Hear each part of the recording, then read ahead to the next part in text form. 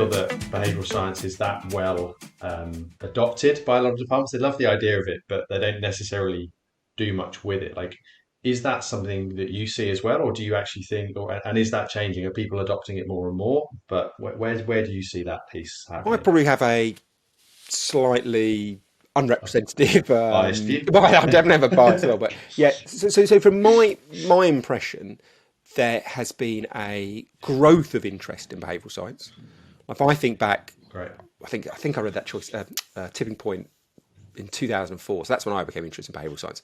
If you mention behavioural science or psychology in meetings, then you'd have to explain what it is, why it was relevant in general, and then finally get round to this is how you could use it, Mr. or Mrs. Client. Now, I think most people, or a lot of marketers, know what it is, know they should be using it, but they're not certain how they apply it to their specific challenge. So I think we have moved on. I think there's a growth of knowledge, a growth of interest, but I still would agree with you that it's not used as much as I think it should be. I think if we work in marketing, I think maybe test this. If you work in marketing, go and find a friend or a family member who doesn't, and start trying to probe them and get them to guess how much we as an industry draw on psychology and behavioural science. And I think most people in the street would think, well, surely this is half of what you do. This is psychology is a study of what motivates people to change their behaviour. Everyone in marketing is working the business of behaviour change. So I think most people would expect we are completely immersed in this field and we're always using it. So you're right, there's a huge headroom here in which I think we can improve marketing if we get to know the field even better. And there's two sides to that, I guess. I guess for the people who start going on with it now, it gives them a point of differentiation from the competition, and Yeah, actually there's more upside for them, right? Until it's I mean, saturated. absolutely.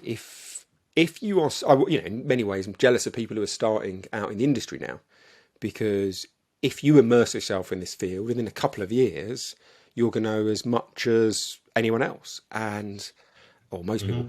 And the great thing about spending time learning about behavioural science is these findings are about the fundamentals of what changes behaviour. They're not going to change overnight. What motivated us in 1923 is the same as what motivates us in 2023 when you look at the basic psychological drivers. So I find that a real appeal to this topic. My background was in media, Yeah. and it was a frustration for me that we would spend ages learning about a new opportunity from Google or from Facebook or from whoever it was, JCDecaux. And then 6 months down the line, they've launched a new product and you have to learn it all again. It was a constant, like a hamster wheel of learning information that had a very short shelf life.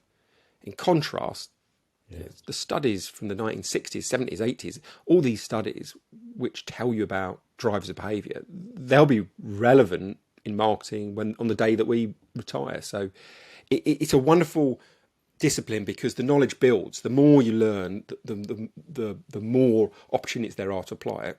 Unlike I think a lot of other areas.